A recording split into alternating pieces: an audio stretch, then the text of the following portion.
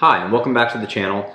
I wanted to try something a little bit different today. I've been doing daily vlogs every day for the last few weeks. I wanted to put on my teaching cap a little bit today and talk about some of the information I've acquired through my own research and my own practice regarding sleep and how to improve sleep. I have a background in science education, and so I have a real passion for sharing as much information as I can, but helping others figure out how to improve their lives using science-based tools. This is a list of 8 sleep protocols that I've used over the last few months to help improve my sleep. I found myself having problems either falling asleep, getting up when I want to wake up, and or staying awake in the afternoon. And so I turned to some scientific literature about how to best structure my day so I can optimize my sleep-wake cycle. The list I'm going to share with you today is a modified version of what Dr. Huberman from the Huberman Lab Podcast has posed on his own podcast. Dr. Andrew Huberman is a researcher and professor at Stanford School of Medicine, and he has his own podcast called the Huberman Lab. And on that podcast, he talks about science-based tools for improving your life, whether it be mental health, physical health, all these types of things. And I've been listening to it fairly regularly for about a year now, and I've been extracting as much information from that as possible. From the outset, the importance of sleep is right, in my opinion, self-evident. It helps you recover, it helps you stabilize your mood, it helps you stabilize your physical health. It's one of the most important aspects of your life that if you have it down, can really optimize how you function throughout the entire day.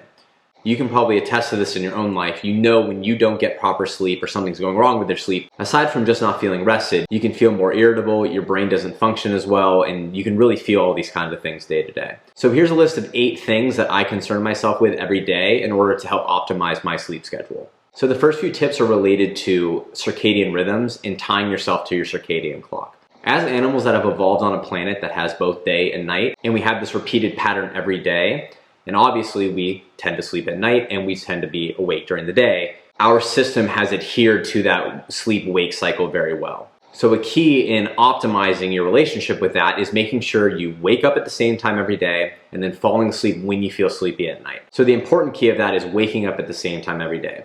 People have a tendency when it comes to the weekend, it's like, oh, I get to sleep in into a few more hours, but it's only going to harm you more during the week because your circadian clock, if you say, I have to wake up at 7 every day, it helps set that time. And so every single day, so when it comes back to Monday, if you still got up at 7 when you were on the weekends, you can still easily get up on that Monday, Tuesday through the rest of the week. And if anyone has ever had a regular wake time, when you don't set an alarm and you have to just let yourself sleep, often your body just knows to wake up because your circadian clock is really good at timing all of these types of things out. So to help set that clock every day, trying to wake up at the same time is very important. That takes me to tip number 2, which also has to do with helping set that circadian clock, which is within the first 30 to 60 minutes after waking up, you want to get as much sunlight exposure into your eyes as possible. So what do I mean by this? I mean by taking a walk or getting just some sunlight exposure into your eyes. What this helps confirm to your circadian rhythm is I am awake, and yes, the sun is up and I should be awake at this time. Throughout the day, there are different qualities of sunlight, we can call it, where if you have a low sun angle in the morning, it's different than when the sun is high up in the sky versus when it's in the low in the afternoon. Most people can tell what the sunset colors are like or what a sunrise colors are like. And so our body can actually detect that quality of light, and it helps us set that circadian clock. So what I do every morning is after waking up, I go on a short walk around the neighborhood to help get that sunlight exposure into my eyes. So the amount of time you should be outside varies on a few factors, one being how much light there is outside. So if you go outside and it's a super cloudy day, you might need to be out there for 10 or 15 minutes. Or if you go outside on a very sunny day and the sun is beaming in right from the start, you can maybe spend a few minutes outside. It really varies. So what I use as a rule of thumb is just doing my daily walk, which takes about 10 minutes. I live in an area where it happens to be more sunny than not, and so this isn't usually something I have to worry about. On more cloudy days, I tend to spend a little bit more time outside to help set that clock. That brings us to tip number 3, which also involves our relationship with light, which is avoid bright lights between 10 p.m. and 4 a.m. Bright lights meaning artificial lights. Back to what I said before about how we evolved on this planet, our brains didn't evolve anticipating the exposure of bright lights in the evening from what we now have as electric lights. So what happens is if you are up late and you have exposure to very bright light, The normal mechanisms that help us prepare to fall asleep get halted because of that exposure to the light. Without going into the nitty-gritty of a lot of the science of it, the most important takeaway is once the sun sets, just avoid using as much super bright light in the evenings as possible. And so a lot of people use like blue blocker glasses and stuff because if they're on their computer or whatever. But with the blue blockers, that just helps you block out one wavelength of light. You're still getting a lot of light information into your eyes, which is still delaying that process of moving into that sleep state.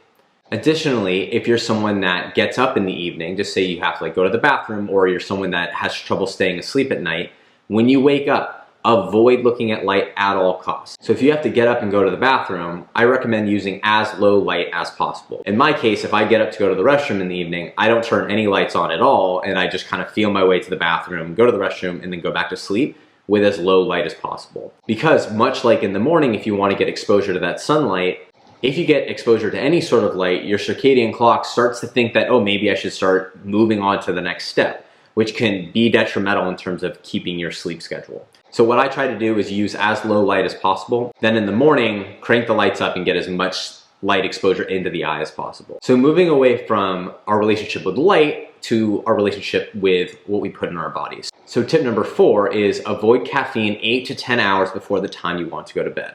My normal bedtime is around 10 o'clock. And so if you rewind the clock 8 hours, that's noon to 2 is the range at which I probably want to cut out caffeine. Caffeine has a half-life of 5 to 6 hours. And so that means after 5 or 6 hours, about half the caffeine has been removed has been metabolized and removed from your brain. And then another 5 to 6 after that, it's a quarter of that, because it's half of a half, left still in your brain. So if you're someone that enjoys a sip of coffee in the evening, that caffeine is still going to be inside your brain when you're trying to go to sleep. Some people aren't as affected by caffeine in that they don't feel the effects. And some people say, oh, I can fall asleep just fine, even if I've had caffeine in the evening. You may feel like you can fall asleep, but the actual quality of your sleep when you're asleep is not as good. And I saw this once I really started wearing my Whoop a lot, because I was able to actually detect what was going on and when I would lose REM sleep, when I was actually in deep sleep. And I found that if I had caffeine any time in the late afternoon, that my actual quality of sleep declined a lot. And then on the flip side of that, for tip number 5, I also avoid having caffeine 90 to 120 minutes after waking. So why does that make sense? If the point of caffeine is to help you wake up or help you stay awake, why not have it in the morning? Isn't that an okay time to have it? What caffeine is actually doing to help you either stay awake or feel more alert is preventing a neurotransmitter called adenosine from binding with a receptor in your brain. As the day goes on, from the time you wake up, adenosine accumulates in the brain and it binds to those adenosine receptors. As that happens, it's creating what is called a sleep pressure in your brain. It's a chemical pressure that's making you feel more tired.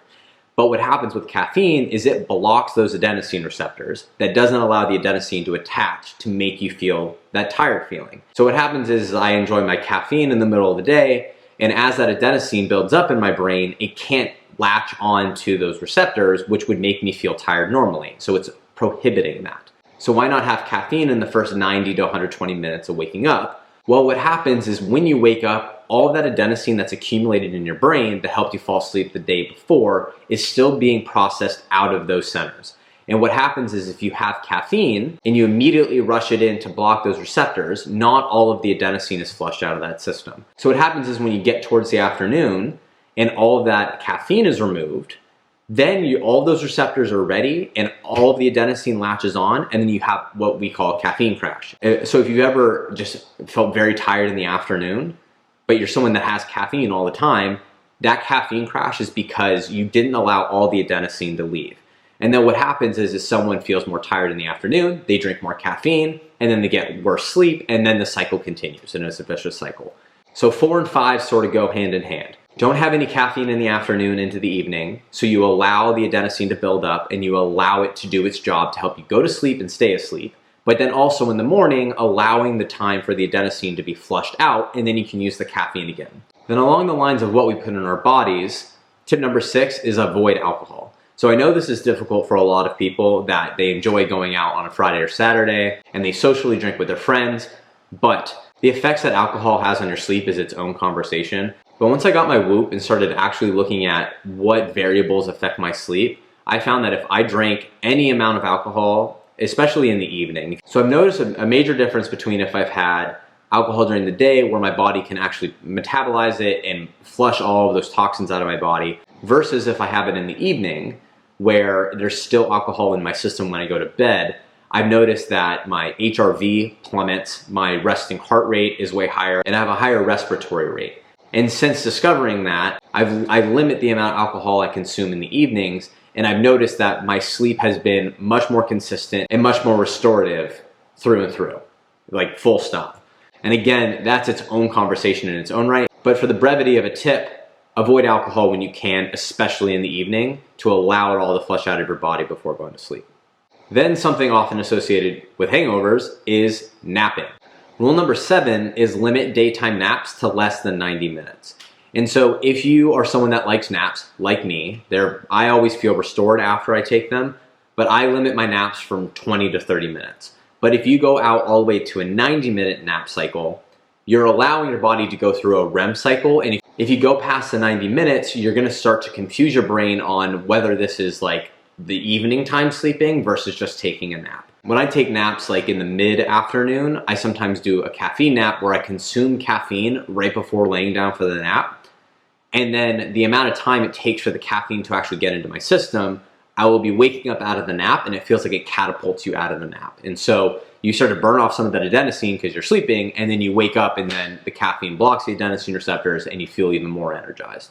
That's something that I've done and it actually really works. And this brings me to the last thing that I concern myself with, which is tip number 8. Keep your room cool and dark when you're going to sleep. When you're going to go to bed at night, your body actually needs to cool between 1 and 3 degrees Fahrenheit before it falls into the sleep. So if you keep your room cooler in the evening, it is easier to fall asleep and the actual quality of sleep is better. And then included in the environment of your room, keeping it cool but also keeping it very dark. Much like we talked about at the beginning with your exposure to light, in the evening when you're asleep, if you have lights going on in your room, if you have like blinking lights from devices, or if you have street lights coming in from the outside, it can actually prevent you from being able to stay in that sleep.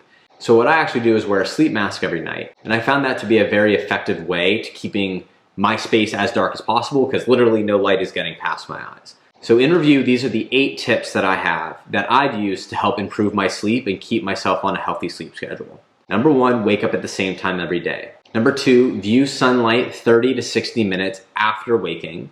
Number 3, avoid bright lights between 10 p.m. and 4 a.m., or basically when the sun is down. 4, avoid caffeine 8 to 10 hours before going to bed. Number 5, avoid caffeine 90 to 120 minutes after waking up.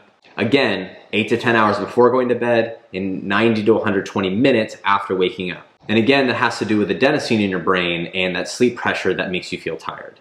Number 6, avoid alcohol. Number 7, limit daytime naps to less than 90 minutes. And number 8, keep your room cool and dark. I'm going to link information below to the podcast episodes where Dr. Huberman talks about this. His podcast has really shown me that if you take the time to understand the underlying mechanisms of how your mind and body work, then you really can take control of your own mental and physical health. Thank you so much for watching. If any of this information was useful, please let me know down in the comments. And if you have any questions about any of it, of course, I would listen to those podcasts that I have linked down below, but I'd also love to answer any questions that anyone has. So thank you so much for watching, and I'll see you in the next one.